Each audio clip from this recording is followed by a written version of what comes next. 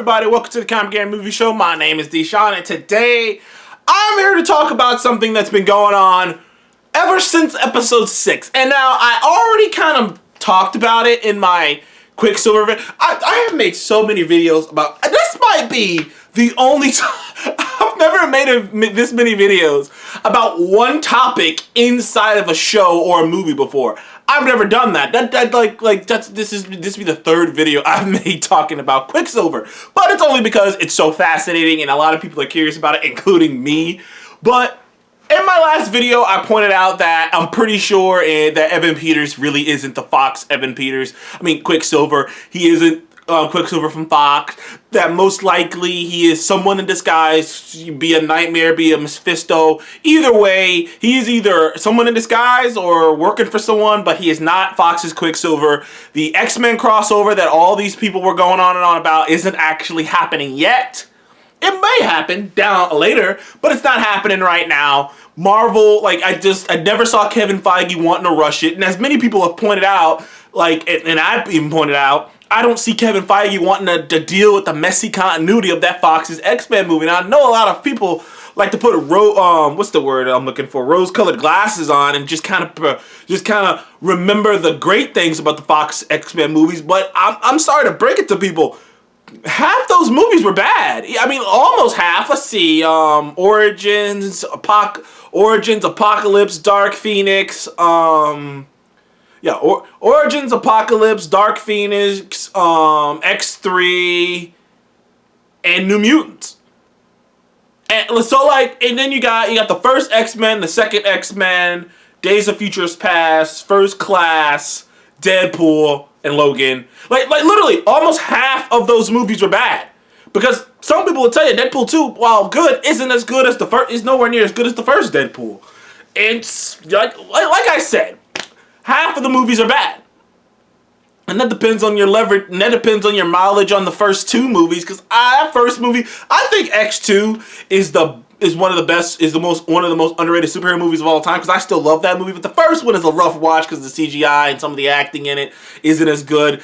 It has some of the worst dialogue in comic book movies, but it's the novelty of seeing it still stands, it still stands. But after you get past the novelty, it's cool seeing Hugh Jackman and them kind of have their starts, but Patrick Stewart and Ian McKellen are great, but looking back at that first movie, because I did watch it the other day, it's not as great as I remember it being. I still like it, but it's not as great. But either way, half of the X-Men movies that Fox made were bad. If you want to go technical, actually most of the superhero movies Fox made were bad. But I'm not here to talk about that. I am here to talk about the division that's happening right now over fucking QuickSilver. Now, like I said in my video, I don't think this is the QuickSilver from Fox. I've already stated that. And it turns out that I am not the only one. There's finally, people are starting to come around. Because when he first showed up episode 5, I saw everybody except John Campea and a couple other people. Everybody jumped on oh my god, this is a crossover. I can't wait to see Ian McKellen, and maybe Hugh Jackman's gonna come back, and maybe Patrick Stewart's gonna come back. Maybe they're gonna just bring those X-Men in. They're gonna just be, that's how they're gonna be explaining the X-Men. And then I'm like, dog, in my mind, I was like, are you fucking crazy? You do realize that not only is that X-Men universe a pile of a messy mixed bag of films, but the way time travel works in that world's different. The way everything works in that world's different. All of it. And not only that, but if you've been following me long enough, you've already seen, you've already heard what I told you how Kevin Feige feels about the Netflix shit. You've already heard what I told you how Kevin Feige feels about Marvel TV in general, and that was owned by Disney. So do you think that he is going to want to connect his precious, meticulously calculated MCU to that mess? Hell no. No. I never believed that for a second. That's why I never entertained, even when the deal went down with Fox, I never once entertained the whole, they came from another universe idea. Or no, the whole bringing the Fox universe over here and just do it idea. I was like, no. Kevin Feige is going to do this his way. When you see mutants in the MCU, It will happen on Kevin Feige's time, Kevin Feige's way. He ain't gonna cheat it. No, what would be cheating, and like this is the argument that people are having, is that some people, and you know what? I'll get back to that. I'm rambling. I'll get back to that. I'll tell you the point of the video. Some fans feel like if Evan Peters Quicksilver isn't the Fox X-Men character, if Evan Peters Quicksilver is not only not that character, but if they're not going to get that crossover, then they feel cheated.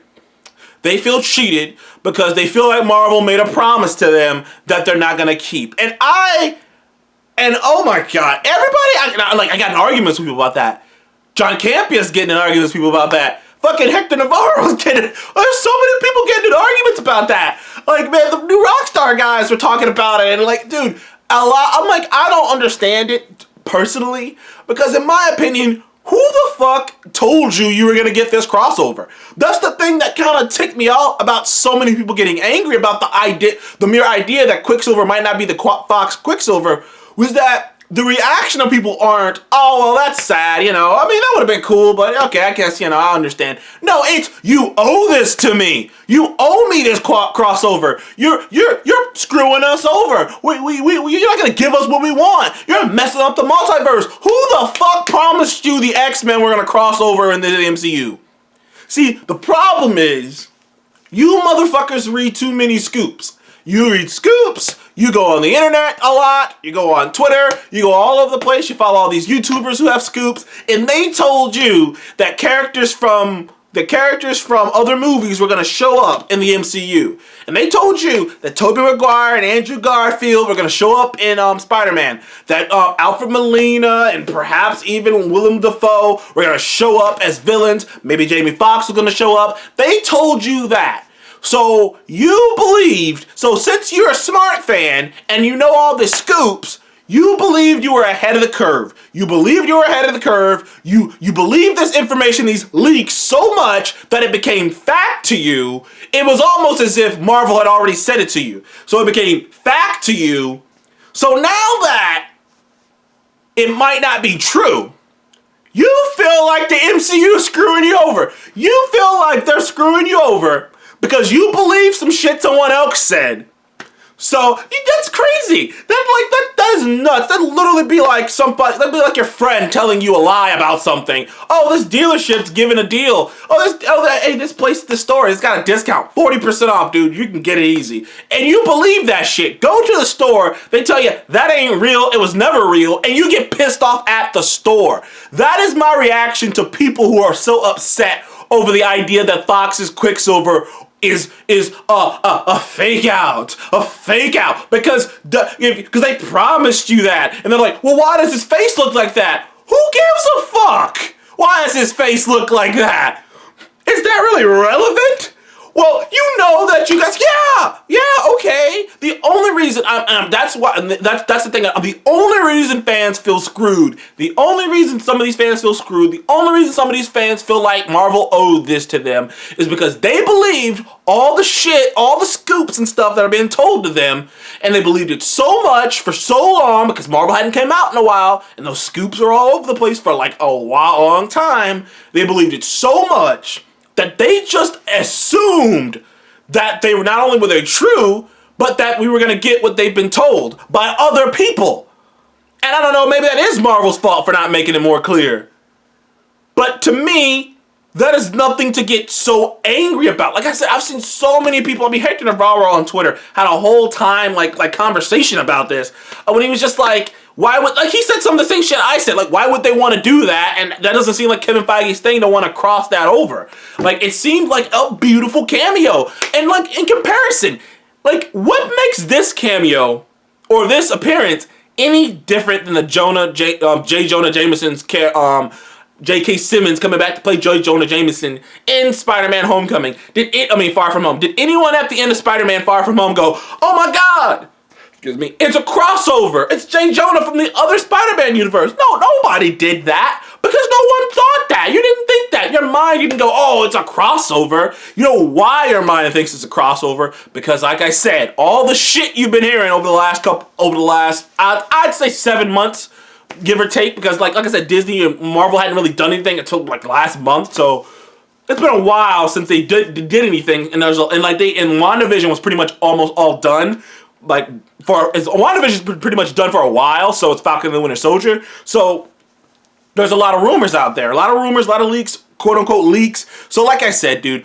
So a lot of people believed all that shit, and now they're angry. And like I said, like from a logistics standpoint, if you just use your brain, why would they want to do that? One, why would they want to do that? Two, they never told you they were going to do that. And three, why does it, does it have to be this, wouldn't this being a huge multiverse crossover take away from the story? The MCU has learned its lesson. It's learned its valuable lesson from Iron Man 2 and Age of Ultron of trying to do too much in one singular movie. They will address the multiverse in the Multiverse of Madness. They might address it a bit in Spider-Man Spider-Man 3, and now that I'm looking at WandaVision, I almost expect Spider-Man 3 to not be as multiversey as some people think.